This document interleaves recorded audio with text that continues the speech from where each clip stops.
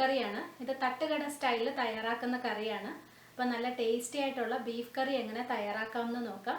Video കണ്ടു കഴിഞ്ഞിട്ട് ഇഷ്ടമായാൽ ഷെയർ ചെയ്യാനും സബ്സ്ക്രൈബ് ചെയ്യാനും മറക്കരുത്. ഈ ബീഫ് കറിക്ക് വേണ്ട ഇൻഗ്രീഡിയൻസിൻ്റെ ലിസ്റ്റ് എല്ലാം ഞാൻ ഡിസ്ക്രിപ്ഷൻ ബോക്സിൽ കൊടുത്തിട്ടുണ്ട്. അപ്പോൾ നമുക്കിത് കറി തയ്യാറാക്കാം. ആദ്യം നമുക്ക് ഈ ബീഫ് കറിക്ക് വേണ്ടിയിട്ട് ഒരു മസാല തയ്യാറാക്കണം. അതൊന്ന് അരച്ചെടുക്കുകയാണ് ചെയ്യുന്നത്. അതിന് വേണ്ട ഇൻഗ്രീഡിയൻസ് ആണ് ഞാൻ എടുത്തു വച്ചിരിക്കുന്നത്. അപ്പോൾ ഒരു മിക്സിയുടെ ജാറിലേക്ക് ആദ്യം വെളുത്തുള്ളി ചേർക്കാം. 5 അല്ലി വെളുത്തുള്ളിയാണ് ഞാൻ എടുത്തിട്ടുള്ളത്. ഇവിടെ എനിക്ക് കിട്ടുന്ന വെളുത്തുള്ളി കുറച്ച് വലിയ അല്ലിയാണ്. അപ്പോൾ അതുകൊണ്ടാണ് ഞാൻ 5 എണ്ണം എടുത്തത്. ചെറുതാണെന്നുണ്ടെങ്കിൽ 10 എണ്ണം എടുക്കുക. 10 അല്ലി വെളുത്തുള്ളി എടുക്കുക. ചെറുതായിട്ട് ഇങ്ങനെ ഒന്ന് അരിഞ്ഞിട്ട് ചേർക്കാം. ഇനി ഇതിൻ്റെ കൂടെ ഒരു 1 ഇഞ്ച് നീളമുള്ള ഒരു കഷ്ണം ഇഞ്ചി ചേർക്കാം. 1/2 ടീസ്പൂൺ കുരുമുളക് പൊടിയല്ല, ഫുൾ കുരുമുളക് എടുക്കാം. 3 ഏലക്ക, 6 ഗ്രാമ്പൂ, ഒരു ചെറിയ കഷ്ണം പട്ട, ഒരു ചെറിയ തക്കോലം, 1/2 ടീസ്പൂൺ മഞ്ഞൾപ്പൊടി, 2 ടീസ്പൂൺ കാശ്മീരി മുളക് പൊടി, 3 ടീസ്പൂൺ മല്ലിപ്പൊടി ചേർക്കാം. ഇനി ഇതിനകത്തേക്ക് നമുക്ക് ആവശ്യത്തിന് വെള്ളം ഒഴിച്ചിട്ട് നന്നായിട്ട് അരച്ചെടുക്കണം. അധികം വെള്ളം ഒഴിക്കണ്ട, അരയാൻ ആവശ്യമുള്ള അത്രയും വെള്ളം ഒഴിച്ചാൽ മതി. ഇതിന് നമുക്ക് നന്നായിട്ട് അരച്ചെടുക്കാം. ഒട്ടും തരിയില്ലാതെ അരച്ചെടുക്കാം. അപ്പോൾ ഞാൻ മസാല അരച്ചെടുത്തു. ഇതുപോലെ ആയിരിക്കണം, നല്ല സ്മൂത്തായിട്ടാണ് അരച്ചെടുത്തിരിക്കുന്നത്. അപ്പോൾ മസാല റെഡിയായി. ഇനി നമുക്ക് കറി തയ്യാറാക്കാം. ഒരു പാനിലേക്ക് ആവശ്യത്തിന് എണ്ണ ഒഴിക്കാം.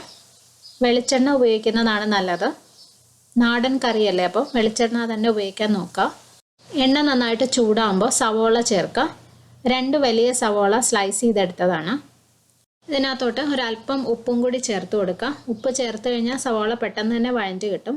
ഇതിൻ്റെ കൂടെ തന്നെ 1 ടീസ്പൂൺ ഇഞ്ചി അരിഞ്ഞതും 2 പച്ചമുളകും ചേർക്കാം. ഇനി ഇത് നന്നായിട്ട് വഴറ്റിയെടുക്കാം.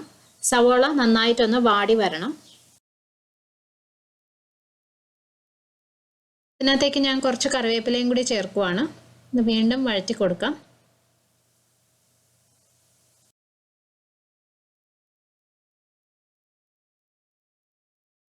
ഇപ്പോൾ സവോള നന്നായിട്ട് വാടിയിട്ടുണ്ട്. നിറം ചെറുതായിട്ടൊന്ന് മാറാനായിട്ട് തുടങ്ങിയിട്ടുണ്ട്.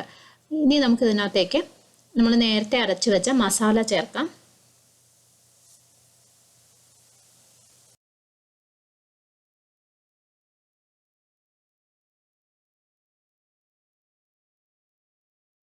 ഇതിനെ നമുക്ക് നന്നായിട്ട് വഴറ്റിയെടുക്കണം. ഈ മസാലയുടെ പച്ചമണം നല്ലോണം മാറണം.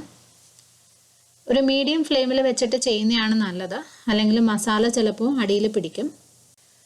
ഈ കറിയിൽ നമ്മൾ നിറയെ എണ്ണയൊക്കെ ചേർത്താണ് ഈ സവോള വഴറ്റുന്നതെന്നുണ്ടെങ്കിൽ കുറച്ച് സമയം ഈ മസാല ചേർത്ത് വഴറ്റി കഴിയുമ്പോൾ എണ്ണ തെളിഞ്ഞു വരും.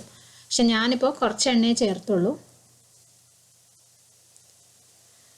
ഇതിൻ്റെ ആ പച്ചമണം മാറാനായിട്ട് കുറച്ച് സമയമെടുക്കും. പക്ഷെ അത് നല്ലോണം മാറിയതിന് ശേഷം മാത്രമേ നമ്മൾ ബീഫ് ചേർക്കാവുള്ളൂ, അല്ലെങ്കിൽ ആ മസാലയുടെ ഒരു പച്ച ചൊവ ഉണ്ടാവും കറിക്ക്. അപ്പോൾ അതുകൊണ്ട് കുറച്ച് സമയം എടുത്താലും നല്ലോണം വഴറ്റി തന്നെ എടുക്കുന്നതാണ് നല്ലത്. അപ്പോൾ ഇത് റെഡി ആയിട്ടുണ്ട്. ഞാൻ നന്നായിട്ട് വഴറ്റിയെടുത്തു. ഇനി ഇതിനകത്തേക്ക് ഞാൻ ബീഫ് ചേർക്കാൻ പോവാണ്. 1/2 കിലോ ബീഫ് നന്നായിട്ട് ക്ലീൻ ചെയ്തിട്ട് ചെറിയ പീസസ് ആയിട്ട് കട്ട് ചെയ്ത് വെച്ചാണ്. അതിൻ്റെ കൂടെ തന്നെ ഞാൻ തേങ്ങാക്കൊത്ത് ചേർക്കുവാണ്.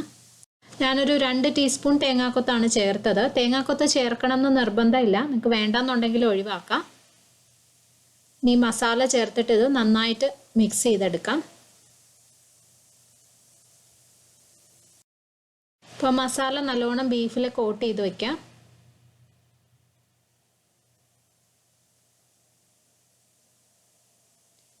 അപ്പോൾ ഇത് റെഡി ആയിട്ടുണ്ട്. ഇതിനകത്തോട്ട് നമുക്കിനി ആവശ്യത്തിന് വെള്ളം ഒഴിക്കണം. വെള്ളത്തിൻ്റെ അളവ് നിങ്ങൾ ഉപയോഗിക്കുന്ന ബീഫിനനുസരിച്ച് വ്യത്യാസം ഉണ്ടാവും. അതിൻ്റെ വേവിനനുസരിച്ച് വെള്ളത്തിൻ്റെ അളവ് മാറും.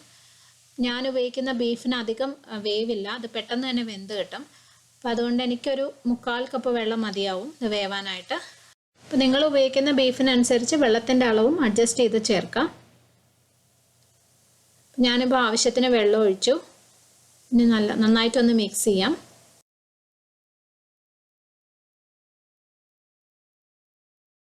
ഇതിനകത്തേക്ക് നമുക്ക് കുറച്ച് കറിവേപ്പില ചേർക്കാം.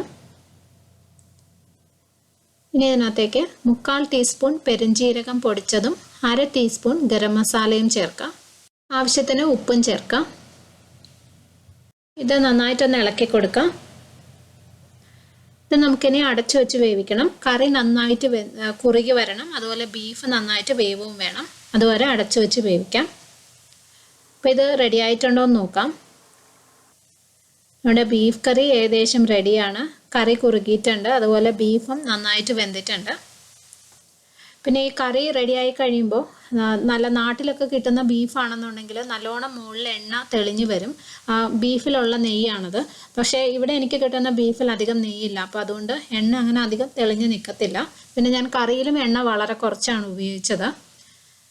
അപ്പോൾ ഇനി അവസാനമായിട്ട് നമുക്ക് ഇതിനകത്തോട്ടൊരു 1/2 ടീസ്പൂൺ ഗരം മസാല പൊടിച്ചതും കൂടി ചേർക്കാം.